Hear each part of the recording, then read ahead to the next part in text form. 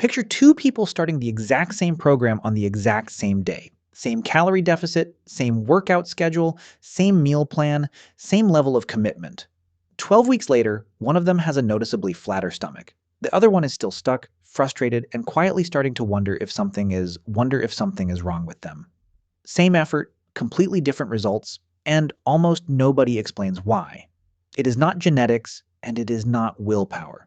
It is that these two people were dealing with two completely different types of belly fat, and they were using the exact same solution for both. That is the mistake most programs never catch, because most programs treat belly fat as one single thing, one diet for everyone, one workout for everyone, one timeline for everyone. But belly fat is not one thing. It is a signal, and different signals require different responses. There are three distinct types of belly fat, each driven by a different biological mechanism. Each one looks slightly different, feels different, and responds to a completely different set of interventions. If you have been doing everything right and still cannot move the fat around your midsection, there is a very real chance you have been targeting the wrong type. Today, we are going to break down all three, what each one looks like, what is actually causing it inside your body, and exactly how to attack each one directly. Before we get into the three types, there is one thing worth understanding clearly. Belly fat is not just stored energy sitting passively under your skin. It is a reflection of your hormonal environment at any given point in time. Your body does not randomly choose where to store fat. It stores fat in specific places in response to specific hormonal signals, which means the location and texture of your belly fat tells you something important about what is happening hormonally inside you right now. Three different hormonal environments create three different types of belly fat, and three different hormonal environments require three different solutions. Let's start with the first type. Type 1, the stress belly, also known as visceral fat.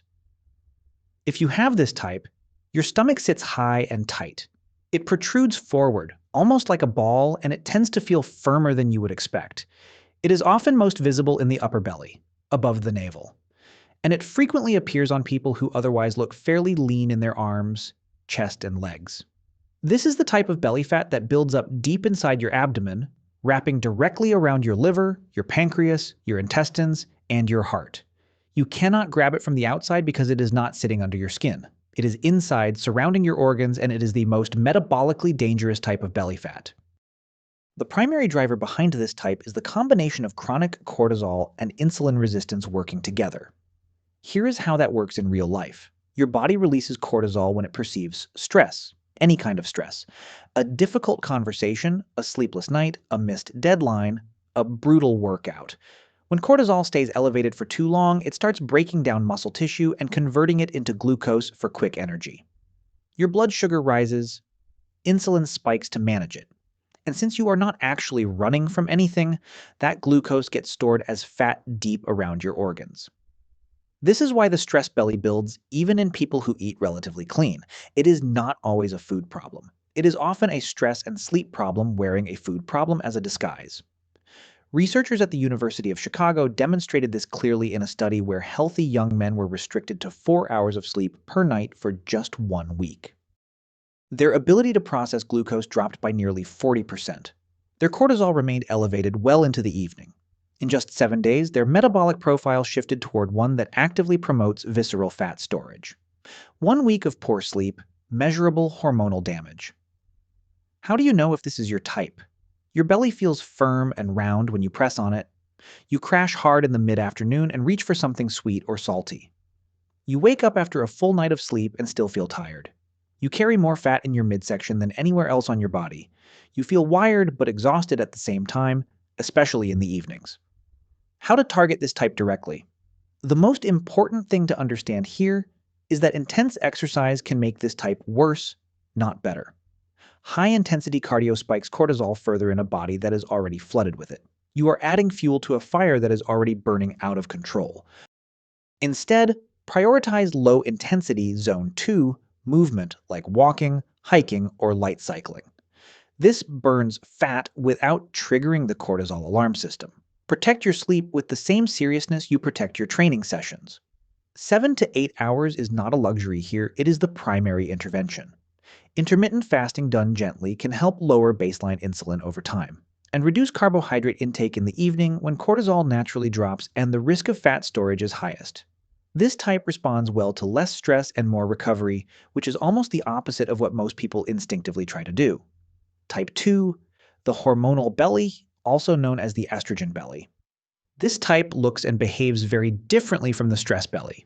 The fat sits low, below the navel, concentrated around the lower abdomen, the hips, and the upper thighs. It is soft, it is grabbable, and it feels almost like a layer of protective padding. You can diet for weeks, watch weight come off your face and your arms, and this particular area barely moves. This type is especially common in women, but men are developing it at increasing rates, and almost none of them understand why. The primary driver is estrogen dominance, a state where estrogen levels are disproportionately high relative to other hormones. This happens for two distinct reasons, one internal and one external. The internal reason is a feedback loop built into the fat itself. Fat tissue, particularly this type of lower belly fat, actually produces estrogen independently.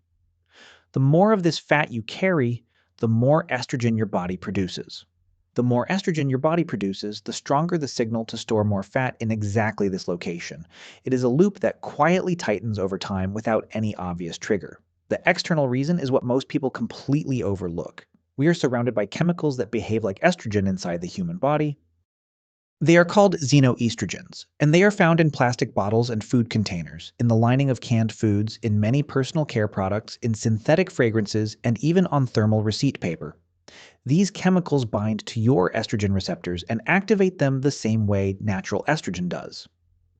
A study analyzing endocrine disrupting compounds estimated that the average person absorbs microplastic particles equivalent to a credit card in weight every single week. Your hormonal environment is being shaped by your environment in ways most people never consider. How do you know if this is your type? Your fat sits predominantly below the navel and around the hips rather than in the upper belly. You lose weight relatively easily in your upper body, but your lower belly barely responds. If you are a woman, you may notice the fat is more stubborn around certain hormonal phases. If you are a man, you may notice fat accumulating around the hips and chest in addition to the lower belly. You may feel generally puffy or soft despite eating reasonably well. How to target this type directly?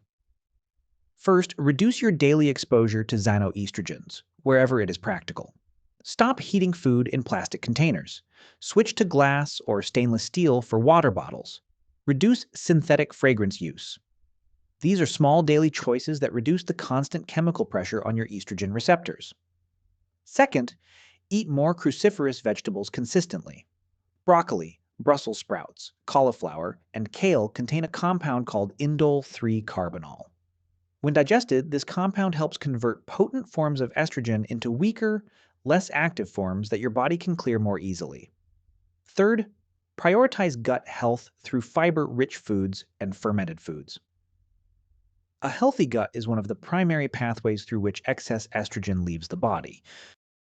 When gut health is compromised, estrogen that should be excreted gets reabsorbed back into circulation instead. Fourth, add strength training to your routine if you have not already. Building muscle naturally shifts the hormonal balance in a direction that is less favorable to this type of fat storage. This type responds slowly, and that is normal given the depth of the hormonal imbalance driving it. Measure progress in months rather than weeks, and trust that the compounding effect is real even when it is not yet visible. Type 3, the bloat belly, sometimes called inflammatory belly.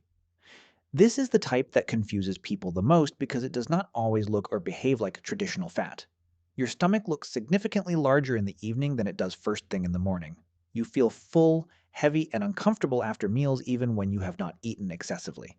After a night of good sleep, your belly noticeably deflates. After a stressful day of eating processed food, it expands back out. This variability is the defining characteristic of this type.